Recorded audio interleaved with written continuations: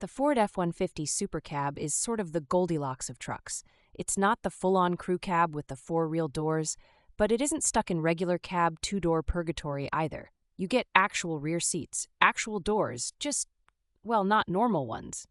Here's the thing about those not normal doors. They're called suicide doors. And yes, that feels oddly dramatic.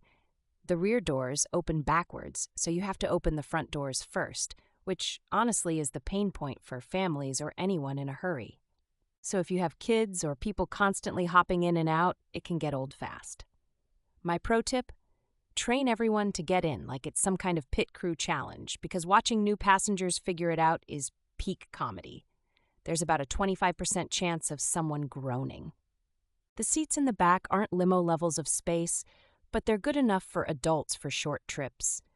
I wouldn't want to road trip across Oregon sitting back there, but for groceries, coworkers, or a last-minute Home Depot run, totally fine. The real superpower of the Super Cab and why people keep buying it is the balance. Over 30% of F-150 trucks sold are this exact setup. Enough room for your tools, gear, and a couple extra muddy boots, but not so much that parking is a nightmare. You get a slightly longer bed than a crew cab, which is clutch if you haul things like bikes or building supplies. A full 6.5-foot bed fits way more than you think. Pro tip, throw down a $40 rubber mat from Amazon and suddenly it's like the bed gained an anti-slip superpower.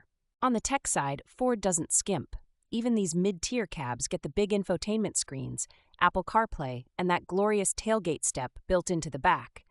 Anyone who's ever tried to vault into a pickup bed after 35 will appreciate this. My knees send thank you notes. Fuel economy is better than expected for a big truck, especially if you go with the 2.7-liter EcoBoost. I'm talking high teens, low 20s for MPG in real-world mixed driving, according to people who apparently keep spreadsheets for this sort of thing. It adds up if you commute regularly. Now, towing. The Super Cab is a legitimate workhorse. Properly equipped, it can tow up to 13,000 pounds, which is almost absurd. That is basically 3 Subaru Outbacks at once. You can definitely haul a boat to the coast, no sweat. Common complaint, the ride can feel stiff when the bed is empty. This is just one of the trade-offs of truck life. The suspension is basically asking you to load it up with something heavy. My workaround is to toss a few bags of tube sand in the bed if you want it to ride smoother. There's a culture around F-150s, especially these in-between models.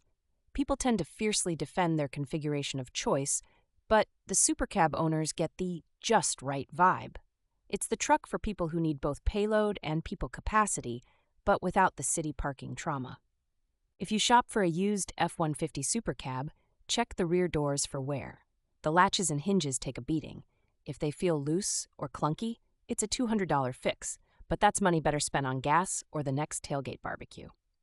Honestly, if you want to split your truck life between work and play and you need both capability and just enough people space, the Super Cab nails it.